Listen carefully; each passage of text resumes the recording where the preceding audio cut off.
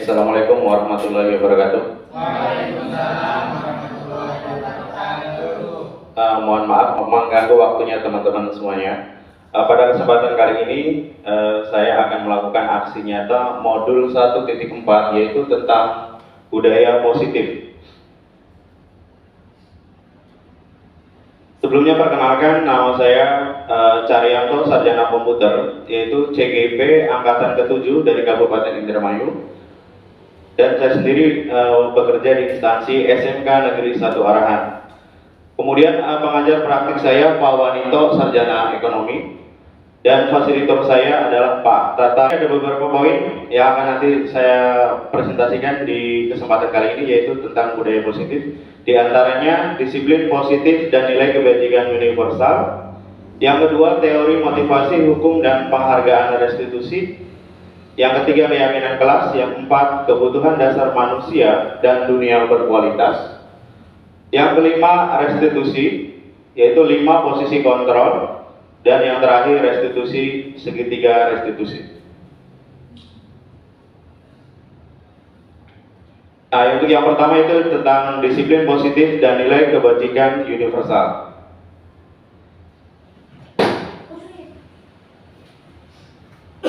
Mengenai disiplin positif dan nilai kebajikan universal, yaitu teori menurut choice theory menurut Dr. William Glasser.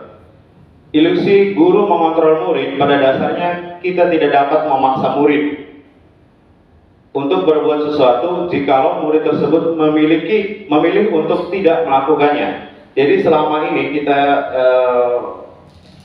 mendidik murid, itu kita berasumsi atau berilustrasi bahwa kita itu mengontrol murid. Padahal aslinya, sejatinya murid itu ya dia punya pendirian sendiri. Jadi kita mengontrol murid, mendidik murid itu hanya sebuah ilusi. Yang berikutnya, ilusi bahwa penguatan positif efektif dan bermanfaat. Ternyata masukan-masukan kita kepada murid kita tentang manfaat dan pendidikan, ternyata itu merupakan sebuah ilusi.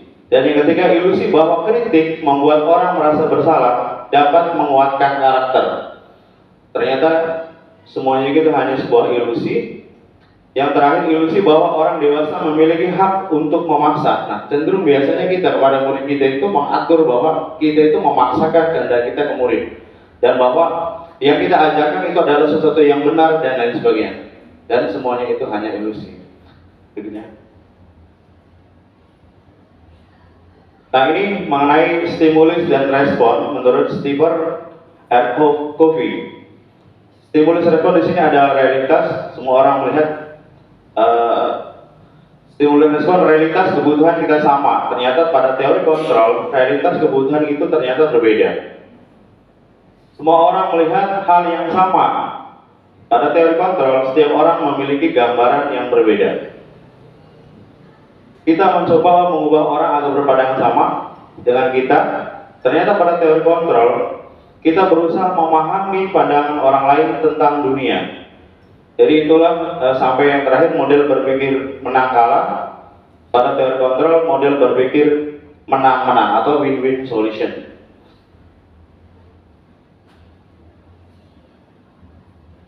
Nah, di sini makna kata disiplin dalam budaya kita, makna kata disiplin itu dimaknai menjadi sesuatu dilakukan seseorang pada orang lain untuk mendapatkan kepatuhan. Nah, biasanya sebagai kesiswaan ini ya pada dasar pengalaman kita sendiri itu ya cenderung kita memaksakan untuk anak didik kita itu untuk mendapatkan kepatuhan. Disiplin itu adalah kepatuhan terhadap peraturan yang ada di sekolah. Selanjutnya, makna kata disiplin menurut Ki Hajar Dewantara atau Bapak Pendidikan kita, di mana ada kemerdekaan, disitulah harus ada disiplin yang kuat. Sesungguhnya disiplin itu bersifat self-disiplin atau disiplin pada diri sendiri. Yaitu kita sendiri yang mewajibkan kita untuk dengan sekeras-kerasnya, tetapi itu sama saja. Sebab jika kita tidak cakap melakukan self-disiplin, wajiblah penguasa lain mendisiplinkan kita. Nah, ini pada tahapan Ki Hajar Dewantara itu disiplin ketika penjajahan di Indonesia ya, terutama ketika Belanda. Selanjutnya di sini adalah profil pelajar Pancasila. Nah, dari penerapan disiplin itu diharapkan siswa kita atau murid-murid kita itu memiliki profil pelajar Pancasila, di mana penguatan karakter di sini yaitu beriman, bertakwa kepada Tuhan Yang Maha Esa dan berakhlak mulia. Selanjutnya berkebinekaan global, mandiri, bergotong royong, bernalar kritis dan kreatif. Nah, di sini sikap disiplin menurut IBO Primary Years Program atau PYP, sikap murid yang diharapkan dari penerapan disiplin itu adalah timbulnya rasa toleransi, rasa hormat, integritas, mandiri, menghargai, antusias, empati, keingintahuan, kreativitas, kerjasama, dan komitmen serta percaya diri. Selanjutnya ini menurut IBO Primary Years Program atau PIP, 9 pilar karakter Indonesia Heritage Foundation atau IHF: cinta Tuhan dan segenap ciptanya, kemandirian dan tanggung jawab, kejujuran, komen diplomatis, hormat dan santun, dermawan, suka menolong dan gotong royong, percaya diri, kreatif dan kerja keras, kepemimpinan dan keadilan, baik dan rendah hati, toleransi, kedamaian dan kesatuan. Nah, ini menurut IBO petunjuk seumur hidup dan keterampilan hidup Years Program. Keterampilan hidup diharapkan siswa kita atau murid-murid kita mendapatkan karakter atau penguatan, dapat dipercaya, lurus hati, pendengaran yang efektif, tidak merendahkan orang lain, memberikan yang terbaik dari diri. Petunjuk hidup di situ digolongkan menjadi peduli, penalaran, bekerja sama, keberanian, keingintahuan, usaha, keluasan, fleksibilitas, berorganisasi, kesabaran.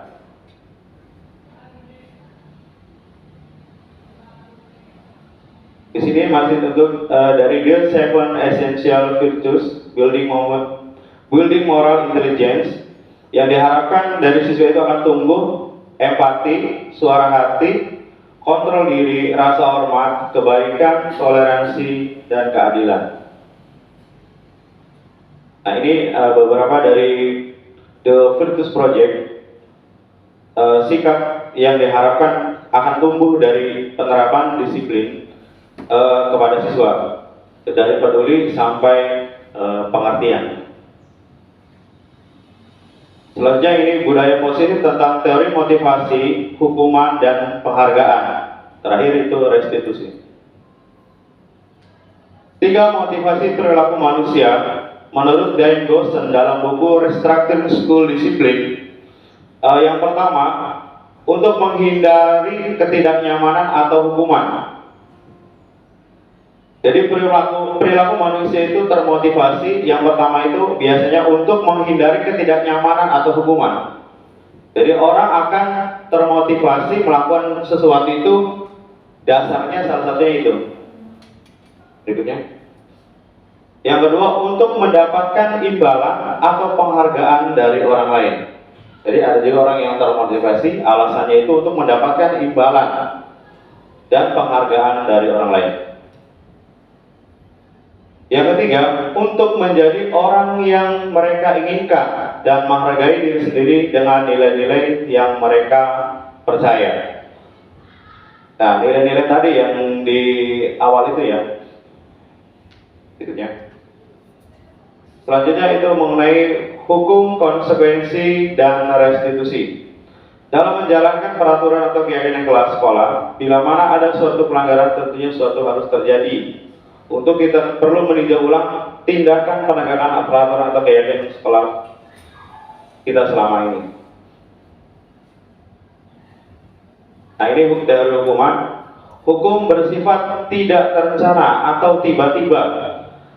Anak atau murid tidak tahu apa yang akan terjadi dan tidak dilibatkan. Hukum bersifat satu arah dari pihak guru yang memberikan, dan murid hanya menerima hukuman tanpa melalui suatu kesepakatan. Jadi itu teori mengenai hukuman. Kemudian ini teori mengenai konsekuensi. Disiplin dalam bentuk konsekuensi sudah terencana atau sudah disepakati, sudah dibahas dan disetujui oleh murid dan guru. Umumnya bentuk-bentuk konsekuensi dibuat oleh pihak guru atau sekolah, dan murid sudah mengetahui sebelumnya konsekuensi yang akan diterima apabila pelanggaran. Nah, biasanya ini dituangkan dalam peraturan sekolah atau tata tertib sekolah. Yang ketiga yaitu restitusi. Restitusi adalah proses menciptakan kondisi bagi murid untuk memperbaiki kesalahan mereka sehingga mereka bisa kembali pada kelompok mereka. Jadi restitusi itu mengembalikan siswa kepada temannya tanpa mereka itu tertekan atau dipersalahkan dan juga tanpa dikenai hukuman. Jadi siswa itu dikembalikan ke muridnya itu dengan penguatan-penguatan yang diberikan oleh gurunya. Jadi biasanya siswa yang melakukan pelanggaran itu, Bu, Pak, dia itu dalam kondisi gagal. Nah, ketika siswa dalam kondisi gagal terus kita memberikan hukuman, peraturan dan sebagainya, itu biasanya mereka itu tidak akan mau mengikuti aturan tersebut. Karena tadi di awal mereka itu sebenarnya punya pendirian pribadi. Peraturan atau langkah-langkah yang kita lakukan untuk siswa untuk mendisiplinkan siswa itu sebenarnya tadi di teori awal itu adalah ilusi saja. Nah, mereka itu mau atau enggak itu tergantung diri mereka sendiri. Ketika mereka memberikan dia untuk mengikuti peraturan, maka dia bisa diatur. Tapi ada juga siswa yang tidak mau memberikan diri itu untuk mengikuti aturan yang ada. Makanya akan susah siswa seperti itu. Oke, selanjutnya di sini ada teori penghargaan. Saat kita berulang kali menjanjikan hadiah kepada anak-anak agar berperilaku bertanggung jawab, atau kepada seorang murid agar mempelajari sesuatu yang baru. Nah, biasanya penghargaan itu untuk stimulus untuk memotivasi seseorang atau anak didik untuk melakukan sesuatu yang kita inginkan. Tapi dalam jangka panjang biasanya penghargaan ini akan menjadi ketergantungan dan tidak efektif. Jadi penghargaan itu biasanya efektif hanya pada jangka pendek, tapi dalam jangka panjang siswa akan menjadi ketergantungan dan tidak akan menyadari kemampuan dirinya sendiri. Oke, lanjut. Di sini dihukum oleh penghargaan. Nah, tadi udah saya sampaikan ya, penghargaan jangka pendek dan jangka panjang. Jangka panjang. Penghargaan efektif jika menginginkan seseorang melakukan sesuatu yang kita inginkan dalam jangka waktu pendek. Jadi sifatnya penghargaan itu efektifnya itu hanya pendek, jangka pendek aja. Jika kita menggunakan penghargaan lagi dan lagi, maka orang tersebut akan bergantung pada penghargaan yang diberikan serta kehilangan motivasi dalam dirinya. Jadi ketika penghargaan lagi, maka siswa itu atau seseorang itu akan timbul ketergantungan dan dia tidak menyadari potensi yang ada pada dirinya sendiri. Yang ketiga, jika kita mendapatkan penghargaan untuk melakukan sesuatu yang baik, maka selain kita senantiasa berharap mendapat penghargaan tersebut, kita pun menjadi tidak menyadari tindakan baik yang kita lakukan. Jadi yang tidak tahu sebenarnya kita itu melakukan kebaikan, tetapi motivasinya itu bukan untuk kebaikan, tetapi untuk hadiah.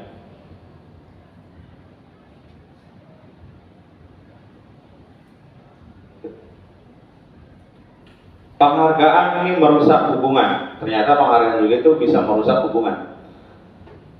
Alasannya ketika seseorang diberi penghargaan atau dipuji di depan orang banyak, maka yang lain akan merasa iri. Nah, di sini yang penghargaan itu merusak hubungan. Jadi ketika seseorang diberikan penghargaan, maka secara otomatis manusiawi yang lain itu iri terhadap penghargaan yang diberikan. Berikutnya, jika penghargaan mengurangi ketepatan. Ya, di sini ada riset. Dalam sebuah percobaan, sekelompok anak laki-laki berusia 9 tahun diminta untuk melihat gambaran wajah. Ternyata ketika anak itu diberikan diiming-imingi hadiah, maka ketepatannya itu tidak tepat lagi, karena fokus mereka itu bukan apa yang mereka lakukan, tetapi hadiah apa yang mereka inginkan. Jadi fokusnya ke hadiah, bukan tindakannya yang terfokus. Di sini terus selanjutnya, penghargaan menurunkan kualitas. Nah, di sini ada efek negatif dari penghargaan itu menurunkan kualitas, di mana pengamatan dilakukan pada sekelompok siswa atau siswi yang sedang kerja praktik di sebuah surat kabar universitas. Saat itu mereka sedang mempelajari sebuah artikel tentang sebuah judul berita. Sering waktu semakin mampu bekerja dengan cepat, kemudian ada beberapa siswa-siswi yang dibayar untuk setiap judul berita utama yang mereka mampu hasilkan, dan setelah beberapa lama mahasiswa atau mahasiswi yang dibayar itu hasil kerjanya berhenti berkembang. Nah, ternyata penghargaan juga itu menurunkan kualitas manusia. Jadi dia termotivasi hanya untuk penghargaan saja. Ketika penghargaan itu nggak diberikan, maka kualitasnya pun akan menurun. Selanjutnya, penghargaan mematikan kreativitas. Nah, alasannya, murid-murid diminta berpikir mengenai hadiah atau penghargaan yang bisa mereka dapatkan bila berhasil menulis sebuah puisi. Kreativitas kelompok murid-murid ini menjadi berkurang dibandingkan dengan yang tidak diberitahukan tentang hadiah yang bisa mereka terima. Ternyata kreativitas anak itu ketika diiming-iming oleh penghargaan atau hadiah bisa mematikan kreativitas anak itu sendiri. Jadi di samping ada manfaat dari penghargaan, ternyata penghargaan juga memiliki dampak negatif. Penghargaan dapat bersifat menghukum. Nah, ini mungkin sebelumnya tidak kita sadari ya, ternyata penghargaan yang diberikan itu bisa menjadi menghukum terhadap siswa kita. Alasannya, penghargaan menghukum mereka yang tidak mendapatkan penghargaan. Betul sekali. Ketika ada rekan kita atau teman kita yang mendapatkan sebuah penghargaan, ya itu manusia ada rasa iri. Jadi mereka merasa, aduh saya nggak mampu ya, aduh saya kurang dan lain sebagainya. Jadi perasaan-perasaan itu menjadi hukuman bagi mereka itu sendiri. Kemudian memberikan penghargaan dan hukuman adalah hal yang sama, karena keduanya mencoba mengendalikan perilaku seseorang.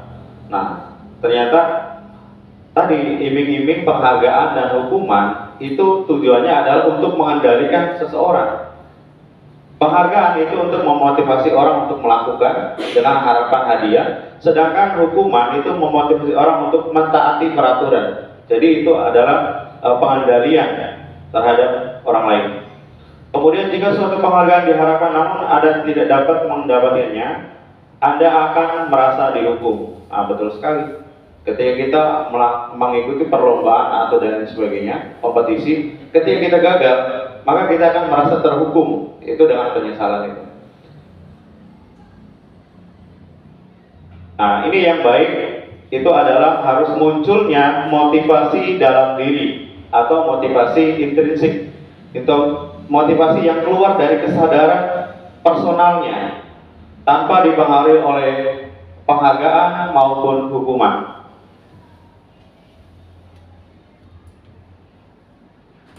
Selanjutnya, budaya positif tentang keyakinan kelas. Apa itu keyakinan kelas? Nah, keyakinan kelas adalah kesepakatan yang kita buat dengan murid-murid kita di dalam kelas. Biasanya keyakinan kelas ini bersifat sesuatu yang baik, yang memotivasi anak didik kita itu untuk kesepakatan bersama.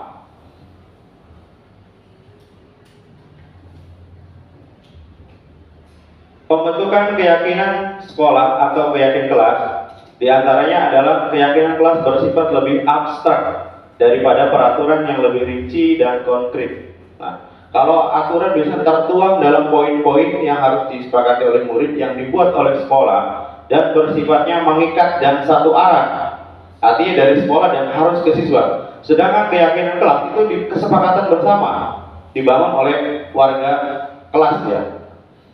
Kemudian keyakinan kelas berupa pernyataan-pernyataan universal. Jadi pernyataan-pernyataan yang di awal tadi, yang pernyataan-pernyataan yang baik, kebajikan universal itu ya. Selanjutnya, pernyataan keyakinan kelas senantiasa dibuat dalam bentuk positif. Pastilah, karena keyakinan kelas itu tujuannya itu untuk menyadarkan kesadaran tadi, kesadaran diri, jadi muncul dari dalam dirinya sendiri. Ini prosedur pembentukan keyakinan kelas. Selanjutnya, kebutuhan dasar manusia dan dunia berkualitas.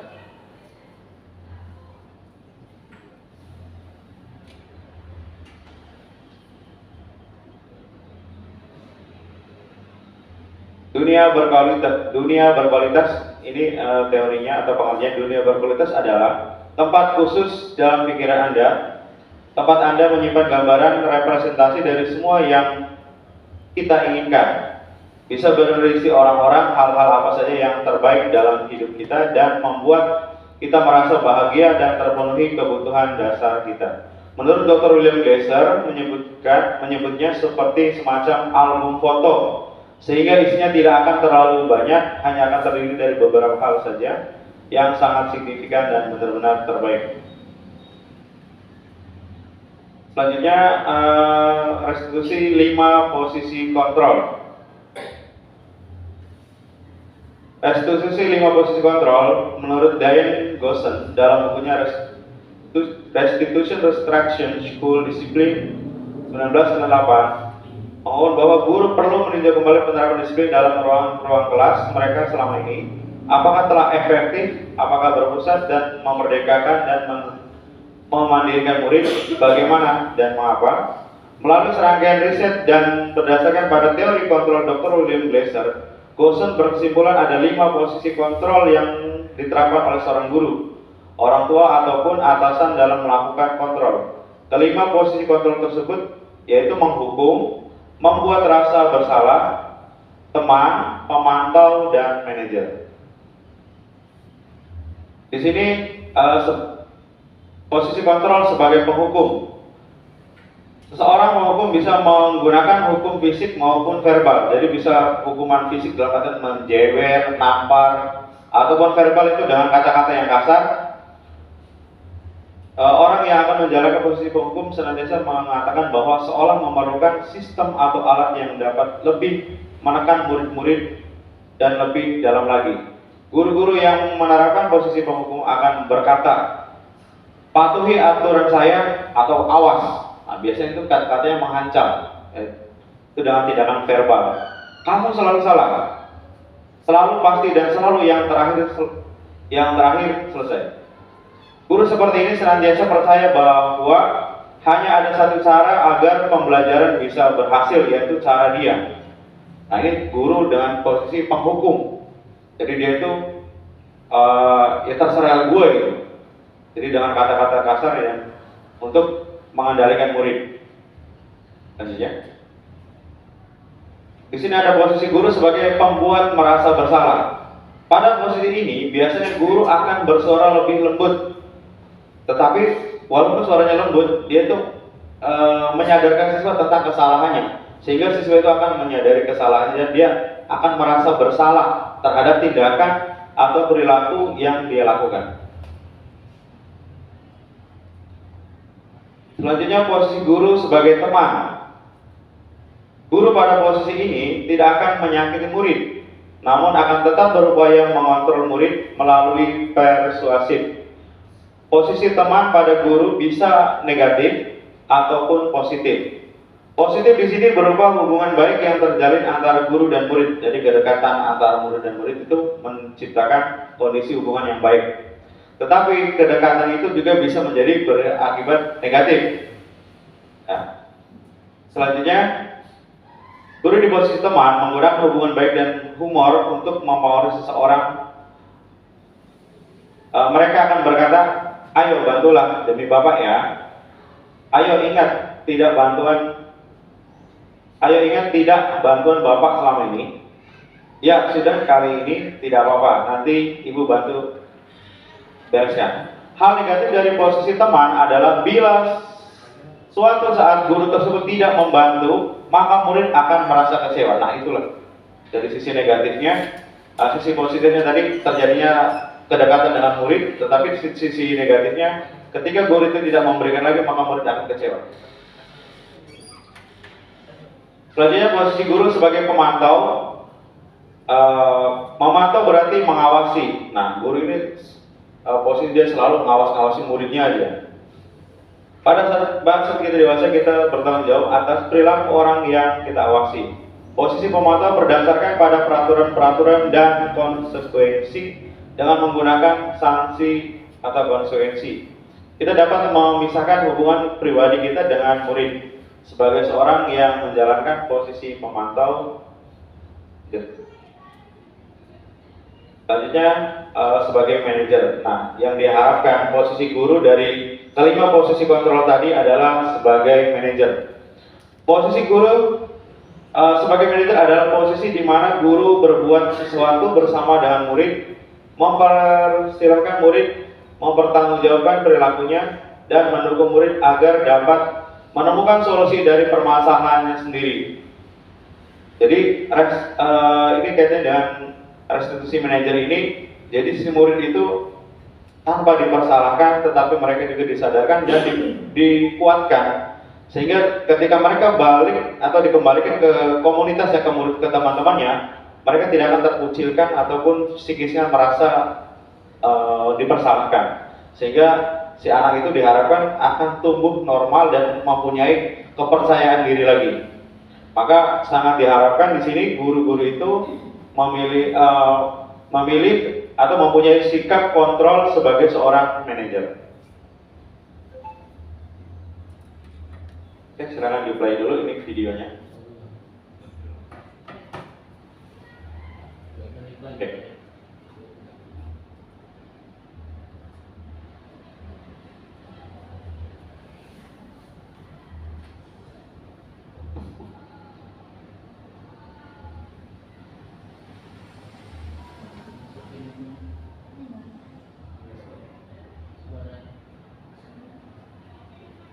Bisa gede nggak gitu?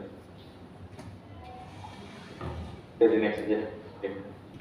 Next. Di sini ada beberapa 5 posisi kontrol ya. Dari mulai dalam bentuk tabel, dari motivasi, ada motivasi eksternal dan ada motivasi intrinsik. Jadi motivasi eksternal itu timbul dari luar diri si anak atau seseorang, sedangkan motivasi intrinsik adalah motivasi yang timbul dari kesadaran pribadi. Selanjutnya restitusi, yaitu segitiga restitusi.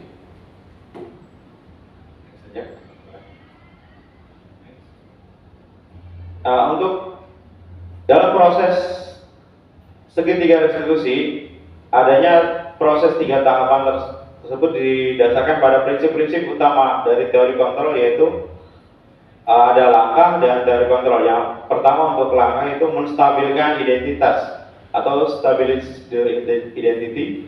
Teori kontrolnya kita semua akan melakukan hal terbaik yang bisa kita lakukan. Yang kedua, validasi tindakan yang salah atau validate the misbehavior. Teori kontrolnya semua perilaku memiliki alasan. Dan yang ketiga, menanyakan keyakinan, seek the belief. Itu kita semua memiliki motivasi internal. Jadi langkah-langkah dalam penerapan segitiga restitusi itu itu ada 3 tahapan: menstabilkan identitas, validasi tindakan yang salah, dan menanyakan keyakinan. Nah, di sini yang dimaksud dengan segitiga restitusi tadi ya, yaitu digambarkan dalam bentuk segitiga. Ada validasi tindakan yang salah, menstabilkan identitas, dan menanyakan keyakinan. Itu dalam digambar menjadi segitiga.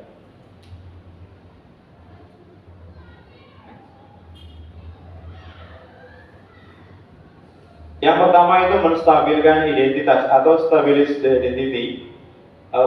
Bagian dasar dari segitiga bertujuan untuk mengubah identitas anak dari orang yang gagal karena melakukan kesalahan menjadi orang yang sukses.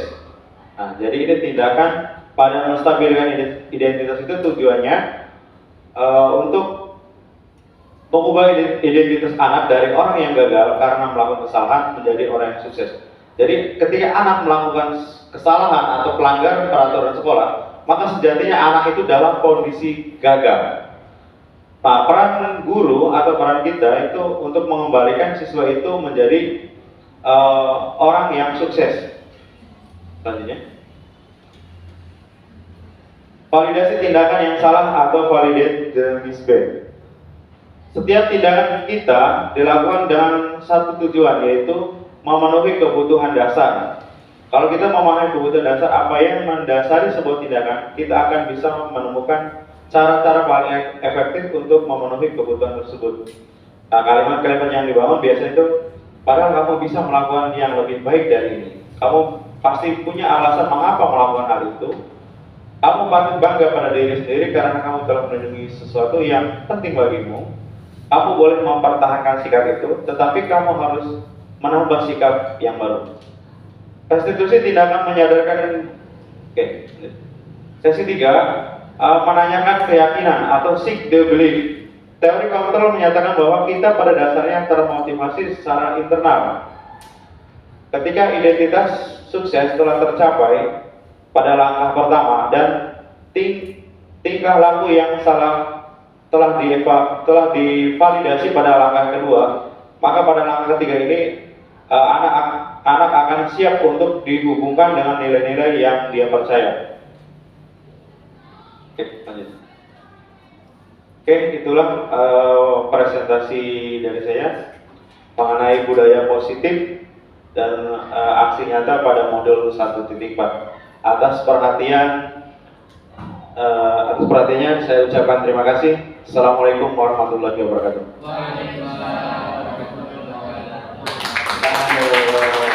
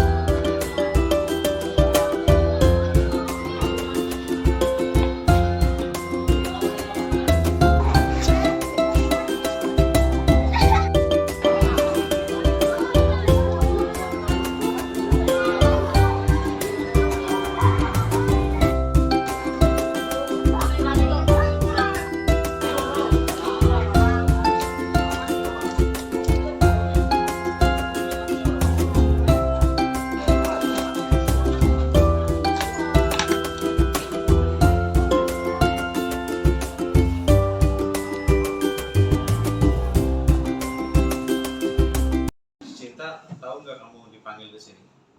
Tahu Pak, Kenapa? karena belum mematikan net komputer. Oke, menurut kamu, apakah tindakan kamu itu sudah sesuai dengan keyakinan kelas kita? Tidak Pak, kami harus bertanggung jawab di lab. Oke. Nah, kenapa kamu tidak mematikan komputer di lab dan pergi keluar? Maaf Pak, saya tadi lupa buru-buru ke kantin, perut saya lapar. Oke, itu manusiawi kok. Semua manusia pernah melakukan kesalahan, apalagi menyangkut masalah perut yang kadang tidak bisa ditunda. Nah, menyikapi itu, apa sebaiknya yang harus kamu lakukan agar tidak terulang lagi? Saya kedepannya akan makan sarapan dulu pagi-pagi sebelum ke lab. Dan saya akan mengingatkan teman sebangku saya Windy untuk agar tidak lupa mematikan lab komputer. Oke, baik. Terus baik sekali ya. Nanti jangan diulangi lagi perbuatannya itu, dan kamu harus menjadi orang yang bertanggung jawab.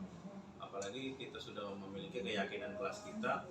Nah, kami harus menjadi orang yang bertanggung jawab dan mentaati peraturan sekolah atau dimanapun kita berada. Istilahnya, di mana bumi dipijak, di situ langit dijunjung. Oke, itu ya Cinta ya. Jangan diulangi lagi. Nanti setiap habis menggunakan komputer di lab, maka komputernya harus di. Matikan. Oke, bagus. Oke, terima kasih. Cinta. Sama-sama.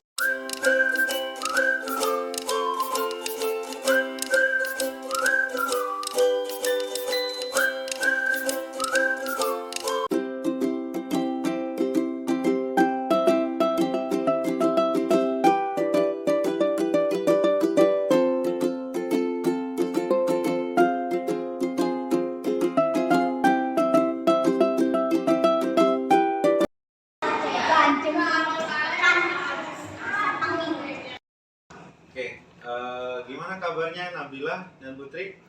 Baik. Baik, alhamdulillah. Apakah kalian tahu kenapa kalian dipanggil ke sini? Oke. Coba kenapa Putri dipanggil ke sini? Kira-kira? Oke. Coba ceritakan gimana sih kronologisnya tadi tuh di kelas? Karena sebelum kedatangan Nabila, kelas damai-damai aja. Tapi semenjak ada Nabila, dia jadi pusat perhatian. Iya sih, dia cantik, pintar, baik juga. Oke, itu tuh permasalahannya. Oke, Bapak bisa memaklumi ya. Kalaupun Bapak di posisi Putri, mungkin Bapak juga akan seperti Putri ya, seperti yang Putri lakukan. Dan itu pun manusiawi kok. Nah, di sini Bapak mau manggil kalian berdua itu tidak ingin mencari siapa yang benar maupun siapa yang salah, tetapi ingin nanti kembali seperti semula, tidak ada pertengkaran. Oke, Putri, apakah tindakan Putri itu sesuai dengan keyakinan kelas kita? Tidak sih, Kak. Oke, kira-kira apa keyakinan kelas kita? Kami menghormati, menyayangi, dan memperlakukan orang lain sama tanpa membeda-bedakan. Oke, alhamdulillah kamu masih ingat dengan keyakinan kelas kita, dan itu pun bagus ya. Keyakinan kita harus kita pegang teguh dan harus kita amalkan dimanapun kita berada. Selanjutnya, apa menurut Putri apa yang seharusnya Putri lakukan untuk memperbaiki kesalahan Putri? Meminta maaf kepada Nabila, Meminta maaf kepada Nabila dan berjanji. tidak akan mengulangi lagi. Oke. Nabila, apakah kamu bersedia memaafkan Putri? Bersedia. Bersedia. Oke, alhamdulillah nanti ke depan tidak ada masalah lagi ya, tidak ada masalah menghuni lagi. Kita itu adalah sama. Di sini kita itu adalah keluarga. Di sini kita itu untuk belajar menuntut ilmu. Oke, silakan bersalaman. Nabila, Nabila aku minta maaf ya yang tadi. Iya. Terima kasih.